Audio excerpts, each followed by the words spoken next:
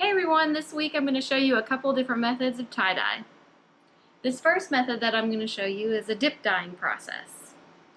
I'm going to take these two garments, which I've hung on these wire hangers, and I'm going to be dipping them in the sink in an ombre fashion, starting with the darkest, and it'll get lighter up towards the bottom of the dress. Alright, first I'm going to fill up this pot full of water and I'm going to set it on the stove and I'm going to set it so that it's almost boiling, but not quite. Okay, so if you can see there's tiny little bubbles, but it is not quite boiling, so it's ready to pour in.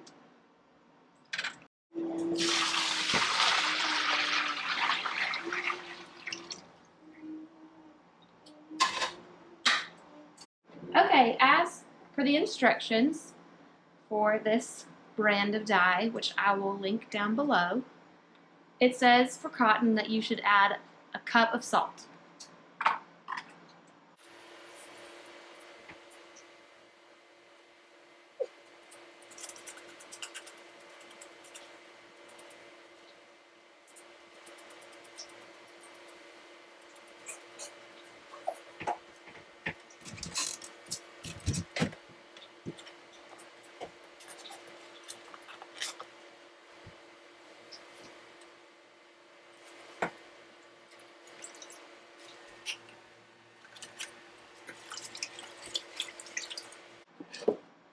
If you visit their website, you'll see that they also suggest adding a tablespoon of dishwasher soap so that it dyes evenly.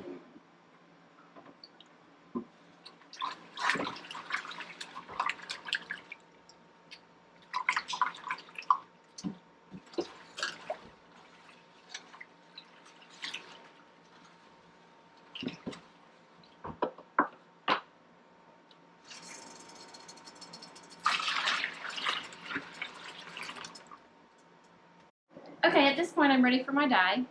As you'll see, I've added some gloves because you don't want to get it on your fingers because I've done that in the past and it's almost impossible to get it out. You also see that I'm wearing all black because I have splashed it on myself in the past and ruined a couple of clothing items that I actually liked. So wear black so that it doesn't show and wear some gloves so that you don't get it on your hands.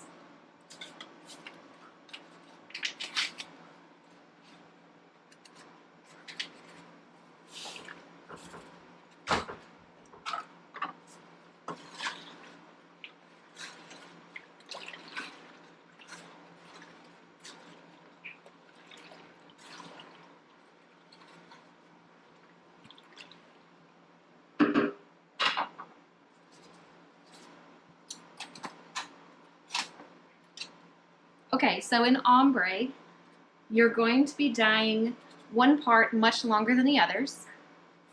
For my project, I want the top to be darker than I want the bottom, so that's why I've hung it upside down. So first I'm going to dip it as much as I want, and I'm going to sit here and wait a minute. Let it sit in there for a sec.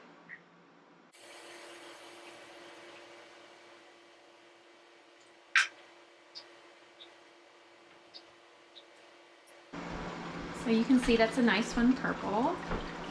Now I'm going to go a little bit more in and wait.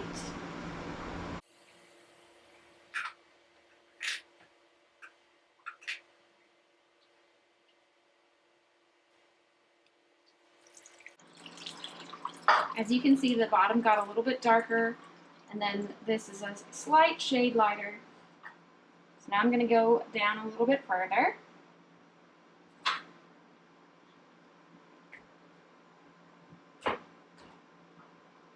I'm going to wait a little bit less time this time.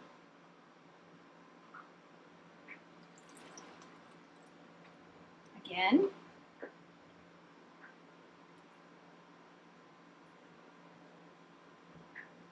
And again.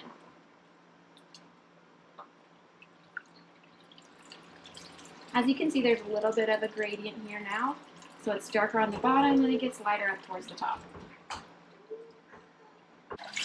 Alright, in this step we're going to rinse it out with cold water until the water runs clear.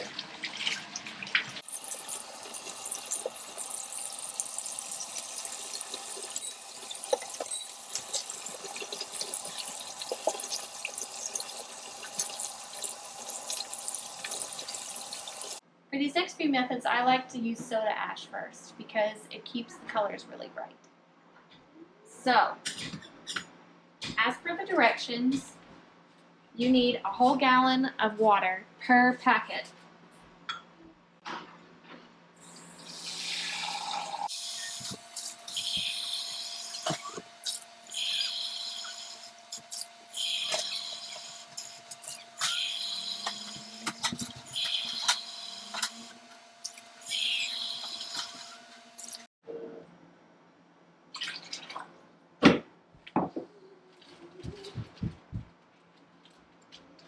It's important to wear gloves with this process because it can actually burn your skin.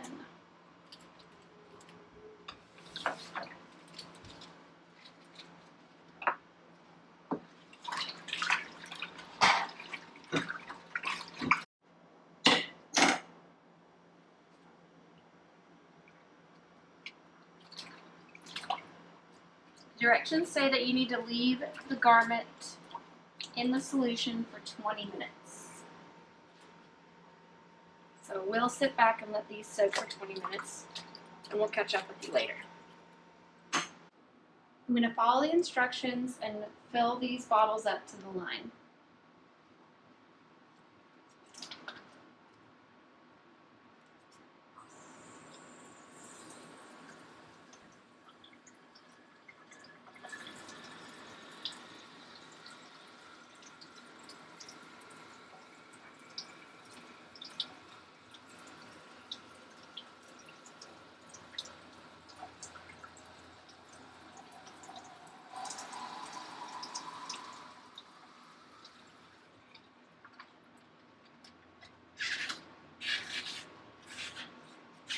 Make sure it's on tight, and then you can start shaking. Make sure you always put your finger over the cap, even though there's a cap on it.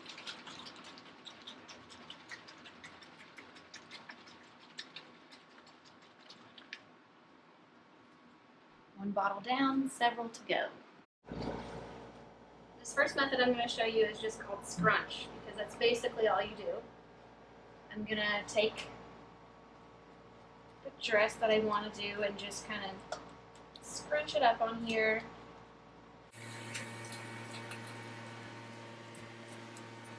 Mary loves pink, so I'm going to do a bunch of different shades of pink.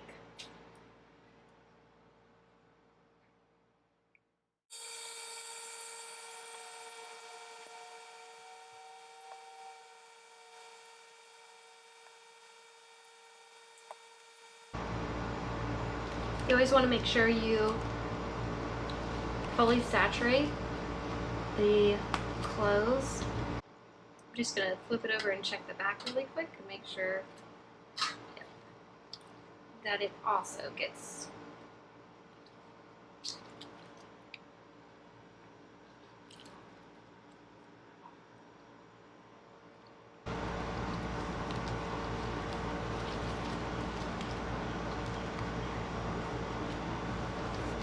I also have this tiny pair of shorts that match the dress, so I'm going to do those really quick too.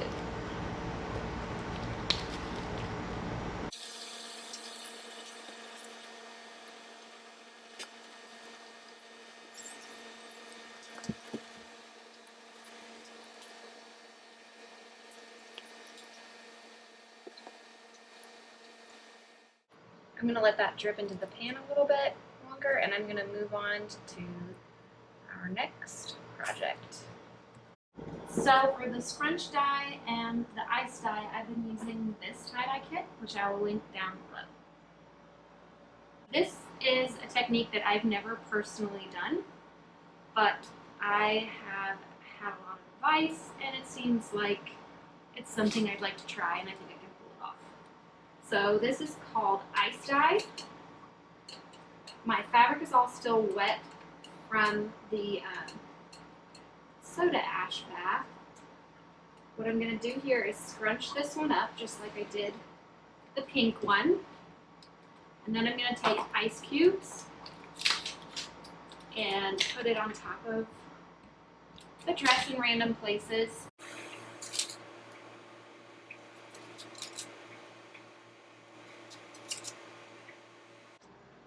This is going to create this really neat pattern because it affects how the dye hits the fabric.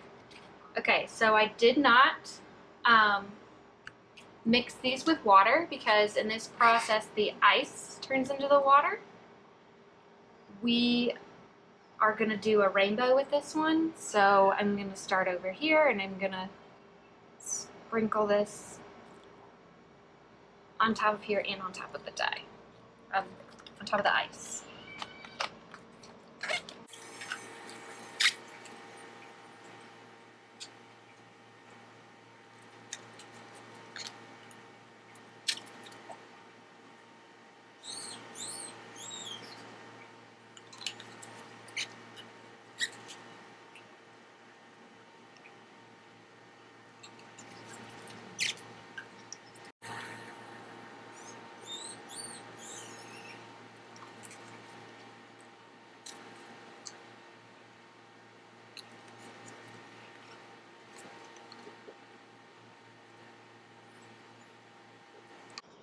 Okay, and for this, we're going to set this outside and let the sun melt the ice, and it's going to create this really cool effect to it. We've been waiting for a hot day, and it's finally hot enough that I think these will melt quite nicely. So we're going to leave them outside and let it melt, and then let it sit until tomorrow. Okay, it's been about 24 hours now, so the next step is rinsing.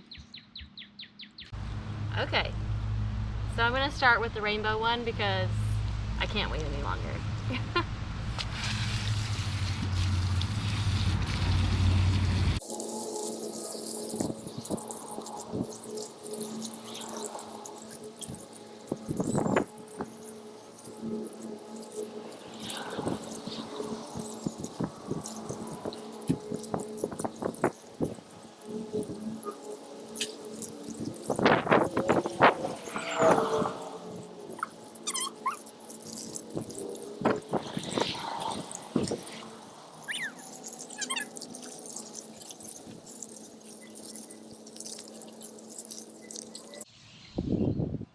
No, Mary can wear that.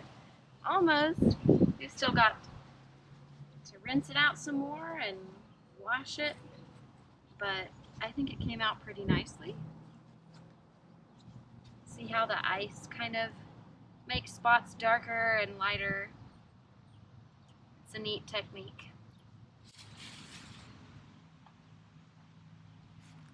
So here are the pink shorts.